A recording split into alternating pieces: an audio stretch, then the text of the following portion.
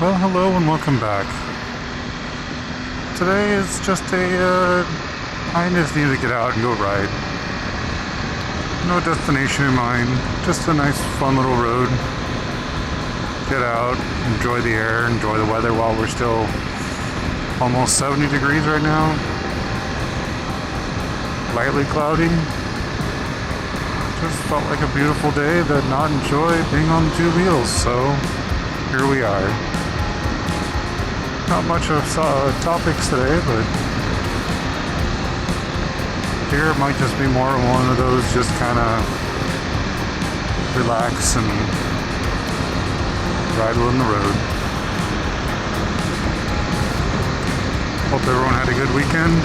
We just had bike week here, so they'll probably calm down. It's amazing how before bike week I would see maybe a dozen bikes a day. Like just riding around, and during bike week I saw like 70 plus a day. It was just so amusing. And it wasn't just, I mean, the majority of cruisers that came out was, it's very significant, but even the sport bikes were coming out in droves. Even a few adventure bikes I started seeing coming around, when normally I would see one or two cruisers, one or two, like everything was like in no more than 3 of any per version. But yeah, it's so funny how it's like bike week comes and it's like, where do all these bikes come from? What are you guys doing normally with your bikes? Are you not? Or just maybe it's I'm in the wrong neighborhoods. But it's quite possible. I mean, it's, I go ride where I want to go ride. And since I don't go ride with other groups really ever, maybe I'm just not in the area. There is a road that's on the other side of our town that's extremely popular. I just haven't gotten around to going over there yet. So one of these days I'll have to sit there and plan for it. Because unless I plan to sit there and stop and get, drinks at the gas station and wait for the drink to be finished, or do I just pack a small cooler and continue with my day? So, but I hear it's like a nice little twisty road. There's the lake over there. Completely spacing the name of that road right now. Or Tortilla Flats, that's what it is. So, Tortilla Flats is a real popular spot where there's a lot of twisty roads. I've even seen it on some YouTubers when they do the bike demo days and they come to Arizona. Like if they come to Tucson, they usually go to Mount Lemmon. Phoenix, they typically go. Thank you for staying. Phoenix, they'll go to Tortilla Flats. And then I think the other one, if they come to Phoenix, they usually actually stay more in Sedona area, Cottonwood kind of zones. And there's a lot of twisty roads up there. They're just a lot of elevation change, so I guess it depends on how sporty your bike is and what they can do, because of course those being demo days, they're trying to take those action shots, and how safely can they set up those roads for those action shots. Not that I've done any of those. I mean, I haven't actually. I remember the last time I did a demo ride. I think it was on Indian. It's just interesting how each bike has a different kind of feel to it. So yeah, if you're ever looking for a bike, if they can do demo days, I would definitely suggest doing that. But it's interesting how short those rides are, and how do you explain it? Like, you get the excitement of being on a new bike and the unfamiliarness of it, so you're sitting there and like so hyper aware of trying to figure out how the bike handles. Are you confident in your own skills to be aggressive with a new bike? Are you conscious of it because it's a bike that's not yours, so you're being overly gingerly with it? Like, there's so many of those scenarios that it's like, okay, well, do you lose the effect of how that bike truly feels, and you're only riding it for maybe 3 or 4 miles, depending on the demo day scenario. I mean, I rode this thing, the dealership, like, just call us up, we'll set up the bike for you to demo it. So I did ride it before buying it. But not the Harley, my first bike I had was a Suzuki, 15, 20 years ago. And that one, they did not let me go ride. They basically didn't have a battery in it, the bike wasn't prepped, and they wouldn't let me do a test ride. But like the Harley, they did. They just go, yep, like Harley will simply say, like, okay, let us know when you're here. We'll, you still have to pay your endorsements and your gear, but they'll let you take out a bike, demo it. And I'm not sure if it's for all their bikes. No, and if you're, I'd feel bad about demoing a lot of bikes that weren't that are for sale. But I guess they do also have those occasional vans that are literally, those bikes are only used for demoing. And so yeah, I mean, that one I'd probably feel more comfortable about for it. I don't know, I should probably look into those more. Whether or not I record demoing a bike, I don't know. I mean, I doubt you guys want to care about my personality of how I feel about a bike, because it's how you feel. Like, it's your bike. You're the one riding. You're not me. You don't have my background in my own mentalities on things, my emotions on things, my size, my body, there's so many things people could be close at, but we're never the same. If we were, there'd be one freaking bike. So just go ride it. Go enjoy it. I'm guilty of it too. I love watching certain people go out and ride bikes, but I also realize at the end of the day that, am I in that same environment? Arizona has a very diverse kind of geographic area. You got Phoenix is 2,000 foot elevation or so. Flagstaff is 7,000 elevation, I think. There's Payson, I think it's between 5 and 6. I honestly don't remember. But the roads to each one of those elevation differences are vastly different. I could take a cruiser. I mean, yes, you can take a bike on any one of the roads that we have. But you might feel more enjoyment, between Phoenix and Flagstaff. It's almost a perfectly straight road. There is literally one 5-mile stretch of twisty road, and it's not that twisty. There's a huge elevation change. There's a 5,000 foot elevation difference between these two locations. But it's like a straight line. You can do, I think, the road's 75 miles an hour. People are doing 85, and it's a perfectly straight line. So, your Harley cruisers, your Indian cruisers, all those big bikes that just literally are so easy to cruise on, just fly up that road. I mean, you can just set your cruise control if you have it and relax. And I remember the first time I ever did that route on a motorcycle was on my first bike was a Suzuki Boulevard M50 when they first launched. So it was like a 2005 or 2006. And I bought it brand new, and with riding that bike made me realize what features I wanted on my next bike. But I took that bike up to Flagstaff one time, and I had my friend with me that had what do you have? He had a Harley Davidson Electra Glide, I think. So, all the bells and whistles. It was the anniversary edition. It was just fully loaded. And I didn't have a windshield on my bike. I had mini floorboards on it.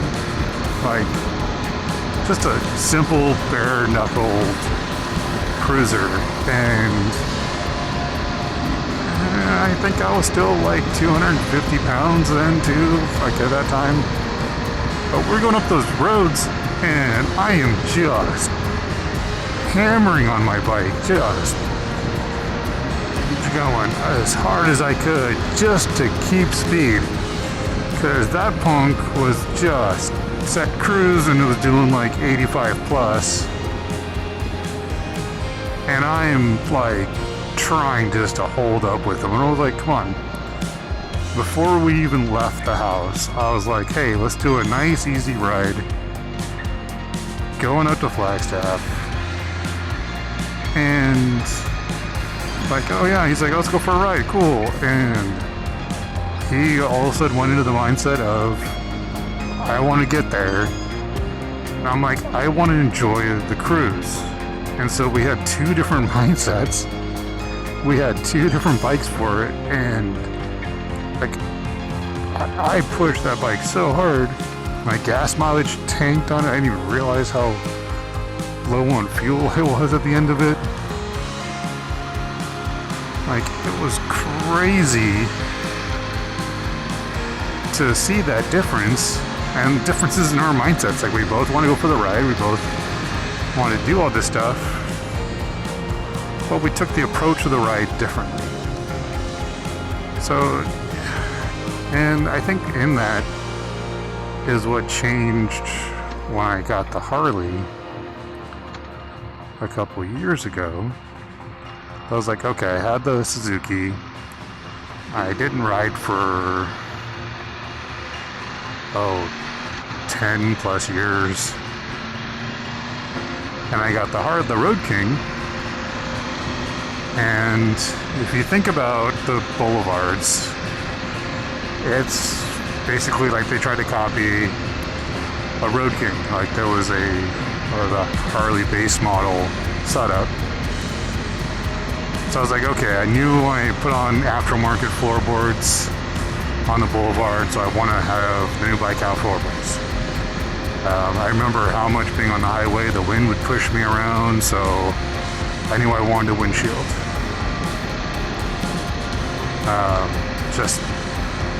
And when I thought of motorcycle, that was the design I thought of. Like, I always pictured a cruiser windshield, and I wanted saddlebags, because I had no luggage, and I would take the bike to work, and I couldn't really, unless I wore a backpack, I couldn't store anything. So those were things that when I bought the Road King, those what I was looking for. But then I had that for 2 to 3 years. I had the King, and my wife was already starting to ride, but when she thinks of a bike, she looks at them as sport bikes. She loves the speed of it, the feel of it, I'd almost say aggressiveness of it. That's what she pictures in her mind when she thinks motorcycle. She thinks a sport bike. And then so we would do these roads, and then she loves the hard, twisty roads. So it's like, and that's a big thing where I need to work on my own skills of riding still, and I know I do. But she loves that hard cornering and high speed. And I mean, that was not my only factor. I mean, it was one of my factors in changing up when I went from the Road King to this Tiger, that I was like, okay, well, let's change things up. You know, I was like, I love the King for what it does. I wanted to get a brand new bike instead of a used one, because that one was used and I had no idea what the other person did to it, and I kept finding things that were updated, but I bought, so many other people down the road that I have no backlog of what was done to that bike ahead of time. So like the prices of the new Harleys were just ridiculous. I knew I wasn't going to want to corner it like I would a different style of bike. So I was like, you know what, I want to get into adventure riding, and I want to get on dirt eventually. So, and part of that is I would need to lose weight to really feel comfortable in doing those things. I know it's an excuse, but that's just things I need to work on in my life. But also the other part of it was like, okay, well, if my wife, if we go riding somewhere, then I want to feel comfortable and easily keeping up with her. And yeah, the King could do it, and he easily can do it. Part of it's just the rider, which is me, of course, but it's like, okay, well. So I decided, let's try an adventure bike. And I honestly did look at the Pan America. I just, even a year-old Pan America that, you know, and the new ones or 2024s were coming out, Harley wouldn't reduce their pricing. So I was like, well, that's not economical for the price point that I wanted to work on. And, you know, you start going down the rabbit hole of, you know, who's got what issues with where. So I was like, well, maybe I'll go with something shaft drive so I don't have to worry about chain cleaning and maintenance and braking and all those things as much. So that got me to the GS. And then I was also looking at the Yamaha Super Tenere, which is in that same ballpark.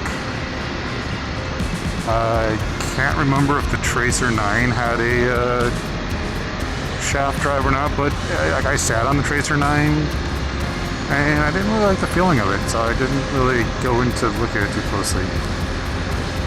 The other bike I really liked that had a shaft drive was more sport than touring was the FJR. But then I was surprised that my insurance company came back saying the increase of my bill would be higher on the FJR than it would be the Tiger, or I think I was even looking at the BMW 1000 XR, which is literally the leader bike engine in an adventure bike frame. It's like, how is it that those two insurances are the same? But anyway, so super random on that. But I was like, well, let me see what other changes I want in my life. So, well, I'm not planning on taking this one off-road. I'm not putting ADV tires on it.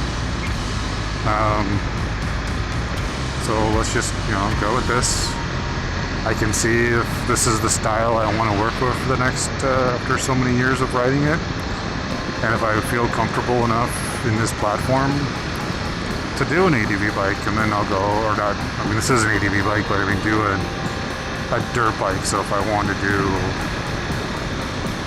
a dual sport, like a DRZ, or I can't remember all the codes, or, do a Tiger and a smaller CC, like a 850 or 900, but get it in the Explorer package so it has the off-road tires and suspension more designed towards that, or like a Tenere or a Transalp. I mean, all those choices are out there, but it's like, those are the things I was kind of thinking about. It's like, but that's just me. Like, that's my riding. That's my choices. My wife has a completely different style to all that. That's what she likes to ride. I hope you guys out there do the same. Like, what riding style are you looking for? Don't just sit there and go, oh, XYZ bike is the best. Might be the best for you. Might be best for the person who did the view. Doesn't mean it's the best for me. Just see what you enjoy. I hope you guys are able to go out there and ride and enjoy it. But yeah, I wish they would do, sometimes it's hard to find those demo days. I kind of wish they did more of them. And I understand it's a huge cost to the company, so just to go joyride a bunch of motorcycles. But I mean, as a consumer, I don't know. The company, uses it as an opportunity to market their vehicles and go from from there.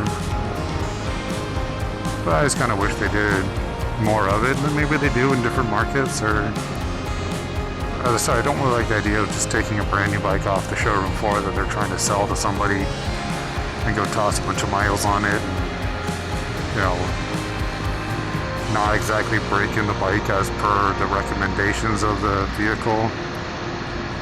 Because when I got this, it's so hard to find the odometer on this blasted bike.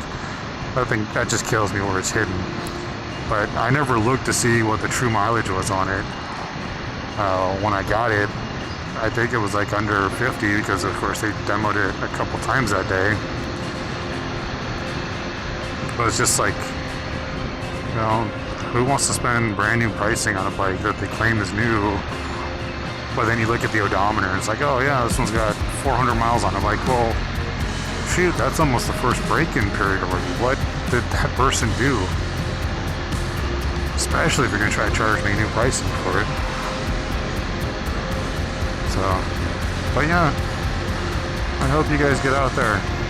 Go enjoy. Hopefully your weather is within parameters that you feel safe going out and enjoying a ride. That's what today was for me. I know I rambled on a lot about these things. It's kind of popped to my head, but it's just nice to get out. You know, and I do know I need to go on some different crazy roads and take you guys along with me. But like today, nothing crazy, just going out, feeling the wind, feeling the bike. Just get out there. So with that, I'm gonna finish enjoying my ride. You guys be safe and have fun. Till next time.